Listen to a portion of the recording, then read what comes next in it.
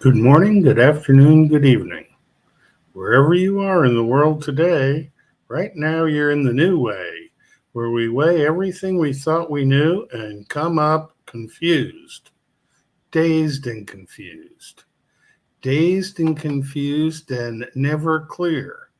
But we can attempt to make things clear. There we go. Now we've cleared up everything that we need to do. I'm Dr. Lenny Time. I'll be your host today. I do not know how long I will be at this game, but my thoughts are to question the reality of everything and go back to being a hermit. Hermits are people who live away from other people and do everything they need to do to take care of themselves. In the world today, we have a codependency problem. But if you're growing food and you've got enough to live on, as long as you have clean water and access to air, you should be okay. The world is a strange place. Everybody has to live somewhere, and the rents have become ridiculous. The ownership of housing is equally ridiculous because you're paying rent to the governance, and everything is owned by the banks because they're printing money like it's going out of style. But maybe money is going out of style. Can you imagine a world without money? I can. First, though, before we do that, I want to do a little bit of branding. We are members of the Virtually Not Alone network, and we wish Grim Grizz and all his fellows in Chino are having a good convox and that everything they are doing will make things better for all the members of the Virtually Not Alone network. And I want you to remember what you see is not what you get. Okay, now that I'm back, first thing let's talk about the system. The system that we've all grown up with is something that we've gotten used to relying on, and we don't really have a way of not relying on it until it all falls apart. Even if you're the best hermit in the world, you're still going to have to eat. You need a roof over your head. You need clean water, preferably air without chemtrails and other things that are going on. But life as we know it is extremely strange, and sometimes the strangeness manifests itself in different ways. And so I'd like to say hi to Neutrino and Upcycle Club because they're here and getting the benefit of Dr. Lenny Time's rambling. And believe me, I can ramble with the best of them. Really, I think that when the system breaks, it'll still keep going for quite a while. It may already have broken, but the idea of what breaking the system means is different to each one of us. There will still be value to be exchanged, but what you are willing to take in exchange for your work effort or items that you wish to trade is totally a matter of circumstance. If you have food and other people don't, you're likely to trade food with them. However, if they have ammunition and you don't, it could be kind of difficult because they could just take your food and not have to worry about you. But my guess is that the bad actors are not going to be bad actors for very long because it just won't work in the long run. Um, a big question in my mind is what is the military going to do? If the military doesn't get paid, they might disband, but we'll have local militias because half the people in the country own guns. And which half, you don't know. Anybody could own a gun, and they try and keep guns restricted, but the registration for guns is only the people who wish to register their guns. And most people that I know wouldn't even begin to obey a government order to get them on a list to have their guns confiscated. So I'm imagining that most people will have a gun, and I'm first to assume that they do. I hope you assume I have a gun because, well, yeah, we won't even get into that. The system works on the basis of monetary printing and ownership, but it seems to me right now that assets are being bought with funny money, money that's been printed but doesn't really have the backing of much behind it. I listen to a lot of different folks on YouTube, and I don't listen to the lamestream media, but a lot of the folks on YouTube refer to the lamestream media. And more, I'm beginning to question everything I thought I knew. Some of the things that I think I know about chemistry are still okay because chemistry is one of those things that, oh boy, that wasn't for me. Okay. Chemistry is one of those things that I've been able to prove to myself in a laboratory. And as long as I can mix things together and get the products that I expect, I can work within the framework of chemistry. Chemistry relies on balancing equations. And so if I have some stuff here, I've got to account for that same stuff here. And if I can't account for it, the equation doesn't balance. One of the things I've learned is to not really think for other people. Yes, racemic mixtures. A racemic mixture is where the left-handed stuff and the right-handed stuff are both present, but the symmetry is different because you can't superimpose your left hand on your right hand. And I got to be careful about trying to comment on every comment because I want to. Yeah, 50-50 chirality is what you get in a racemic mixture, although some mixtures are favored one way or the other. And so all our DNA is left-handed, for instance. And so if you take something that's right-handed, well, I shouldn't say DNA, I should say proteins, because they're the manifestation of the DNA.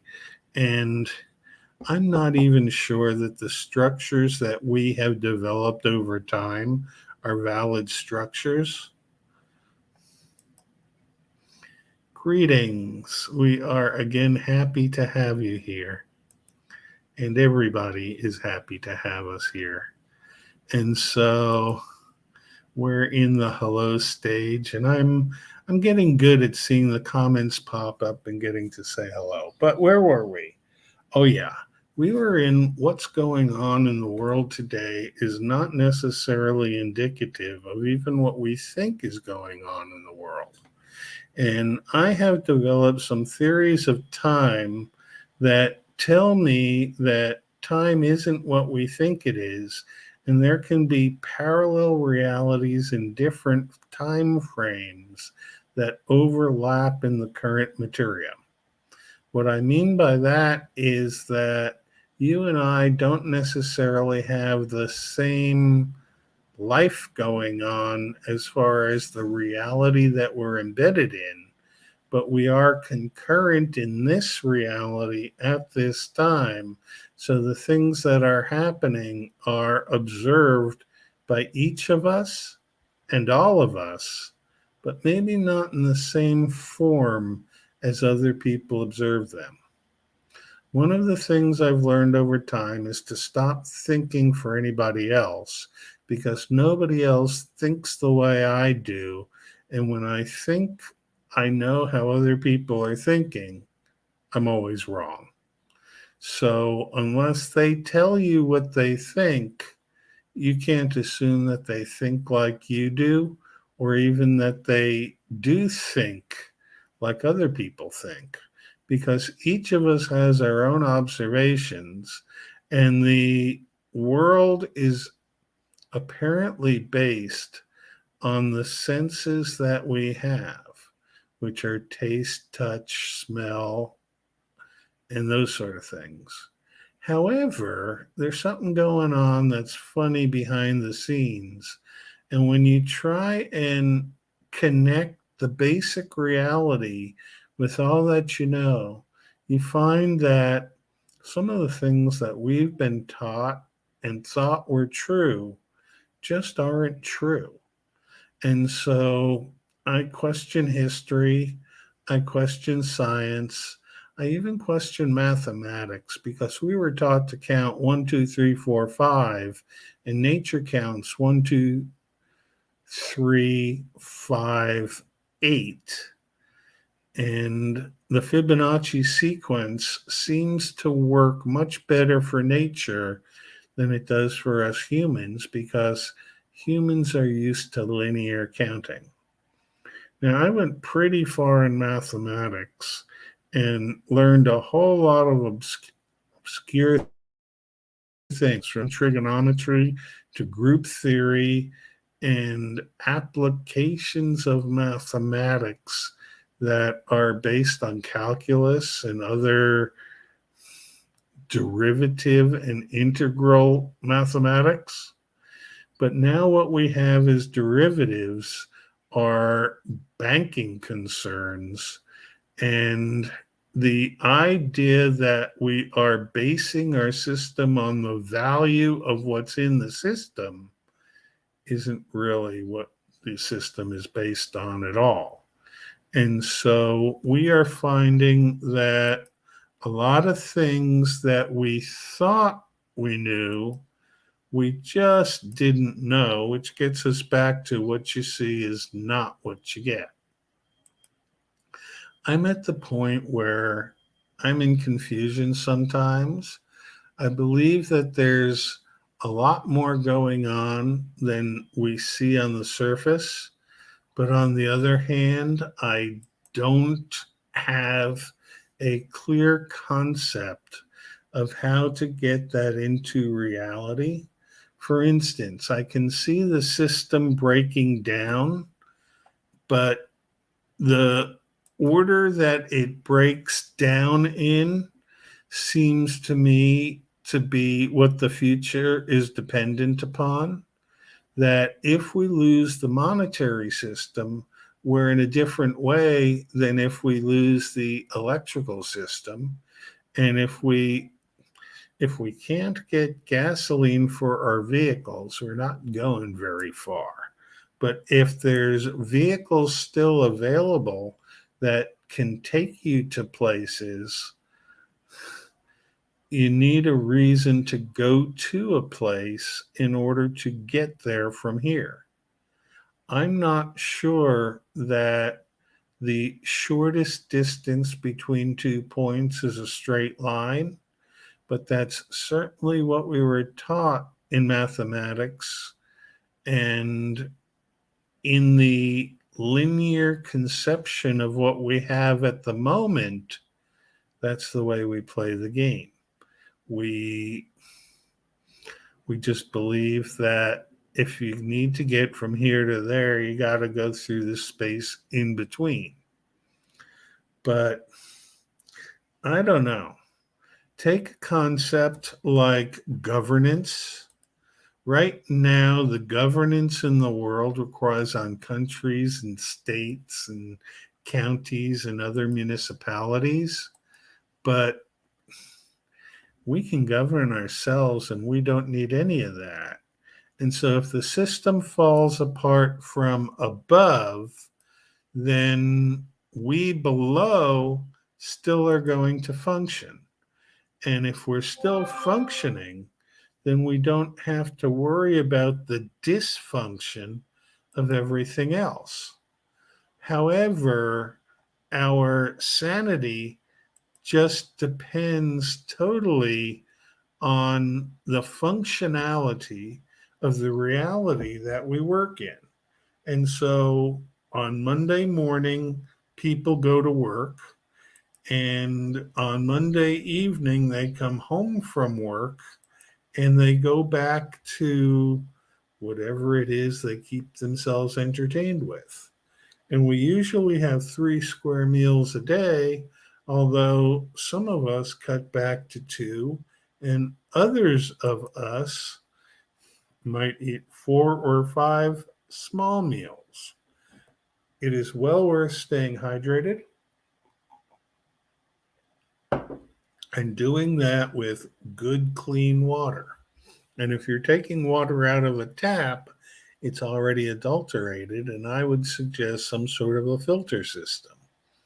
At a very minimum, sand and charcoal will do to make a filter as long as you have a porous substance like a coffee filter to hold things back so that you don't end up with your sand and your charcoal in your glass. But if you decant the glass of water, you can get rid of the charcoal and the filter. But the question is, at what level of organization are we going to be able to function at if it all falls apart? And somehow I think we're still going to be able to function at a local level, and in the virtually not alone reality, I think we'll function very well. If they shut down our internet, then we are no longer virtually not alone. We are completely alone. But once again, let's give a shout out that we are a member of the Virtually Not Alone network, and that the people who are here always have other people who are here that we can bounce off of and be who we are when we are as we are, if we are. That's another question I sometimes have is, are we who we think we are? I don't know. I think we will function well. Yes, I think we will function well also. I think that no matter how it goes, the system is out there to scare us, so we take actions that keep the system going, but that we are not really the system in the least. That we are each who we are, and we work together because we appear to be different entities. I'm not sure that we're not all the same entity, the entity that we call water. I think that water holds memory, and that memory is one of those things that also doesn't work like we think it does. And that when we call on ourselves to remember something, that's a tangible thing, but memory works in an intangible way. And so we definitely don't necessarily need to know we're remembering something in order to remember it. We also have the problem of long term and short term memory, because the long term and short term memories aren't quite the same thing. And even though I have modern days Alzheimer's, which means I can forget what I ate for dinner last night, I can remember the words to the Gilligan's Island theme song just perfectly well. And sometimes the memories that I have change in what I physically remember, but I worked for years under the assumption that everything I remembered was how it happened and it was true. And now I'm not so sure anymore. An undertow memory. Yes, just like an undertow beach that pulls you back into that ocean. I see I'm not the only one who remembers Gilligan's Island. Um, that's okay. It's one of those things where I thought I could relate to the professor, but nowadays the profession of professor, I have my serious doubts on what their agenda is. Water, like energy, never dies, it only transforms. Yeah, I think water is an amazing substance. And I think water is actually the basis for the sentience that we have, and that the brain is only an organ that's sort of like a computer that makes sense of things from the information that we feed it, but that water has the intuition of knowing what it is we need. And we all get back to water also. In my theory of water, it implies that everything that's made of water has consciousness and maybe thought. And so I believe that the animals that I have taken care of over my life, when I talk to them, understood what I was saying intuitively from the tone of voice and the interaction. And the reason I didn't think they understood was more because that's the way I was taught to think than actually how it actually happens. And so we we sometimes have to relate that we know very little about how it works, especially if our basis set that we believe we're functioning on was incorrect. I look at some of the videos that I've seen of some of the architecture that's out there, and I truly have difficulties with the history as it has been presented to us. But some of that history has been there way longer than I have. So who am I to question it? But then when you do start questioning the things that we were told, it all falls apart unless you can base it on something. And I like to base my thoughts on the chemistry. Now, chemistry doesn't always hold to every topic, but I kind of figure that if I can balance the equations, then I can get it together to be able to comprehend what's going on, at least in a way that gives me a good feel for my circumstances. But in dealing with other people as they are, I really have to take things at face value and can't assume that they're on the same page with me. I know we all have to eat. I know we all have to drink. I know we all have to breathe. But how we do that doesn't necessarily have to be the same as each other. And what we value is definitely not the same. I value quiet time. I don't really value money, but I value books, and money can get me books. And so, thanks, Upcycle. Um, I value the interaction with other people, but not the argumentative, you're wrong and I'm right type of people.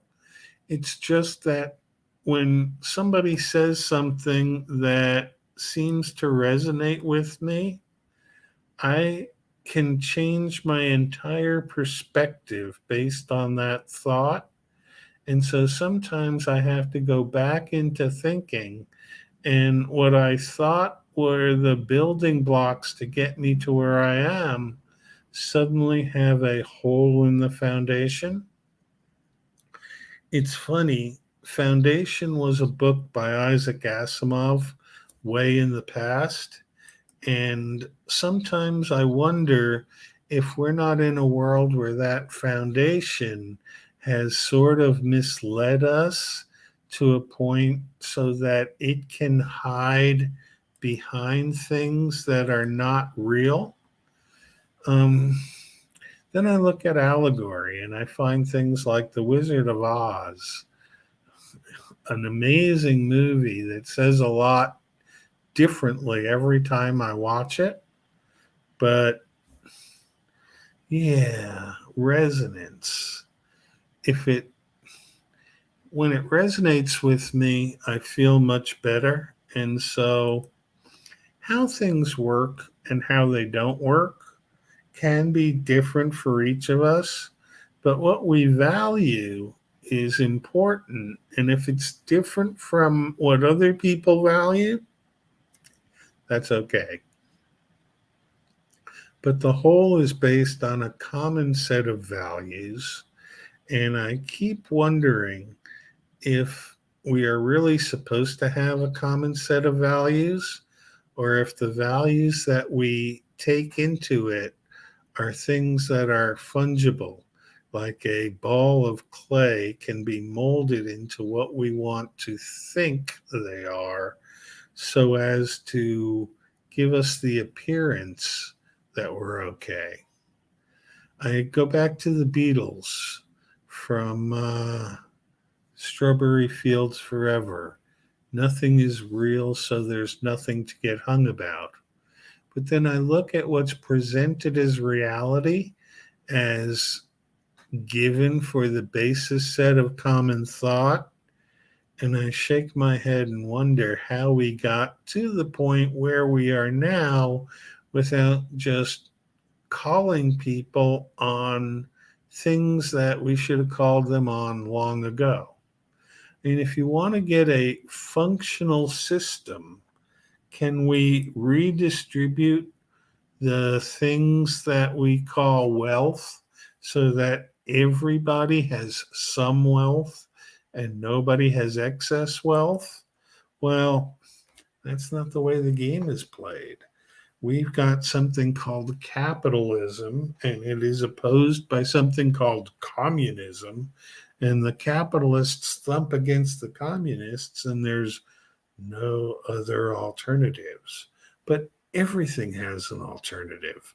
And so I think we really need to pull back, start thinking about the basis set that we're working with, and come up with a new way of dealing with things.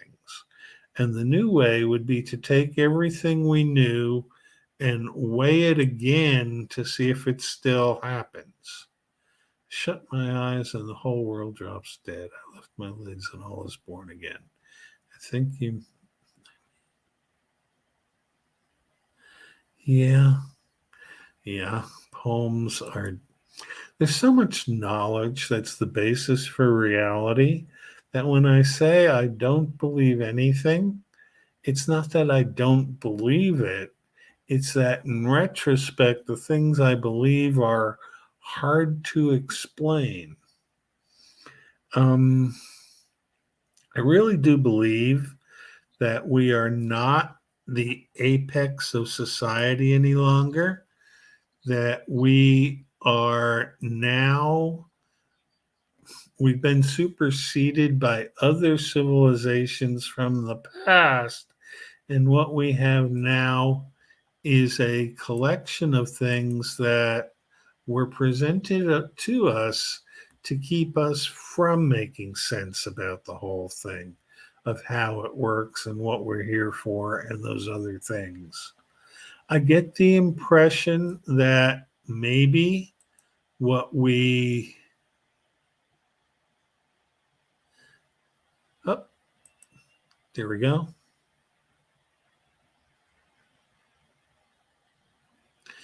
Yeah, respect and valuing each other, I think, is a real good point, Nishama.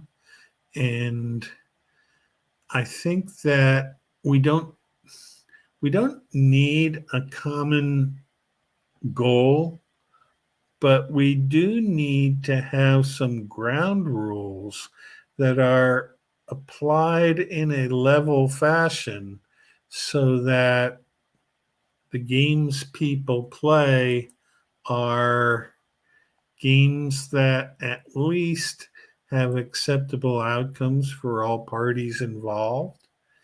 I sometimes look at the game of war and I shake my head and say, how was this ever brought upon us? But war seems to have been created as a way of generating money for the banksters. And so I am against war. However, warriors have a role within the system. And if there was no war, would there be a warrior? And so maybe there are necessary ways of settling disagreements that we can come up with. And the system that we have now doesn't necessarily allow us to agree on anything. In fact, it seems to pit us all against each other. And so, yes, peaceful warriors are people who keep the status quo. And I don't know. Sometimes I like it when it's calm and mellow. Other times I sort of thrive on the chaos. Chaos and order are yin and yang to each other. And if there's not chaos, there's stagnation. But if there's not order to the chaos, then there's confusion. And I think confusion is better than stagnation. Although, to tell you the truth, I don't know what's coming, and I don't like what I think I see. I can agree with your right to disagree. Status quo. Yeah, I I can get that. The status quo that we have now is definitely not something I can appreciate, but if everything is in balance, it would be nice to have the balance as something that works. And what works for me is not necessarily what works for anybody else. And so it's one of those things that we have a system that supposedly doesn't work for anybody, but the portions of the system that do work, like the distribution of food and the ability of people to care for each other, are things that would be in a system no matter how we built the system. And throwing the baby out with the bathwater, well, if you're reinventing from scratch, maybe there is no bath and there is no, but we can't go back to scratch, can we? Because we are here in the form that we're in. And in order to stay in the form that we're in, I don't know. There's some good questions. The best question that I can ask is, how would you? Because other people would do things differently. Okay, good music. What level of organization do we as humans need in order to function properly? And what does that word properly actually mean? Uh, Sometimes I think I'm alone, but I know that I'm virtually not alone. And so there's other things to consider. And conversation is what brings on consideration. And consideration is well worthwhile. So if we're dealing with politics, maybe we can fold the cards and deal out a new hand. if we're dealing with just life in general, I think the animal kingdom and the plant kingdom have both got life in general down much better than the human expression. But we're part of the animal kingdom, at least I believe we are. Sometimes I don't know what I believe anymore. I think the whole thing might just be a show for our benefit and that we're living in a simulated reality. Then at other times, I think there's no way somebody could dream this up to simulate it. It's quite a bit different than what anybody ever expects. So at this point, the rule of law is controlled by a set of people called lawyers. The medical profession is controlled by a set of people called doctors. The banksters are in control of the monetary system. The politicians are in control of I don't know what they're in control of. They can't even control themselves. And so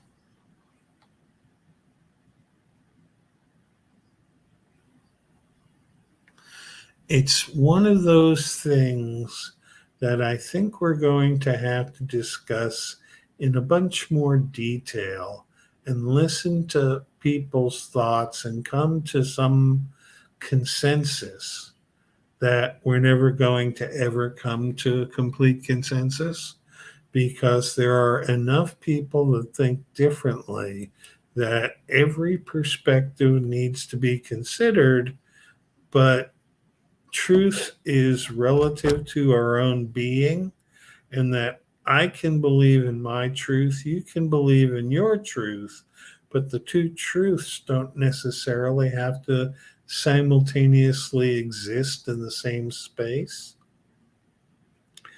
It's going to require a lot more thought on my part to come up with something that works.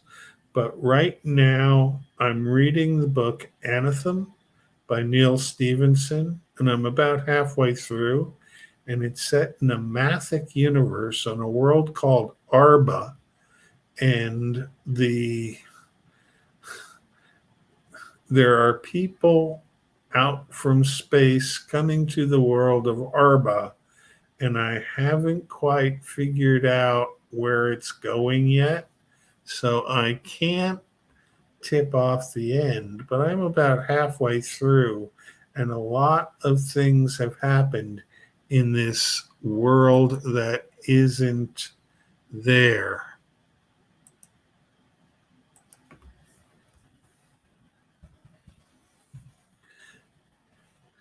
I'm having a very, very good time reading. Yeah, perhaps it isn't about thought, it's about intuition, but I don't know. My intuition tells me that the more I think about things, the more smoke comes out of my head, and that sometimes smoke coming out of my head is not a bad thing at all. Anyway, I think I've talked long enough. I try and keep these broadcasts to a reasonable level so that somebody watching is not turned off by the length of time the broadcast takes. And I know that sometimes I won't watch a broadcast because it's 2 hours long and that's too much time to give it. But if it's somebody who I like to hear, then what I will do is watch it in portions and that way not still get the message but not overwhelm myself. So anyway, one more time at branding. We are a member of the Virtually Not Alone Network. And shout out to Grim Grizz and all those Chino folks who are in Convox this weekend and meeting each other in reality. And I'm sure we'll have much to say about the nature of the common reality that they existed in for this weekend. But remember, what you see is not what you get, and that the best things in life sometimes are hidden in a form that we can't find. All right, then. Peace be with you, and we'll talk again soon. Be well, and I shall chat at you again sometime in the near future.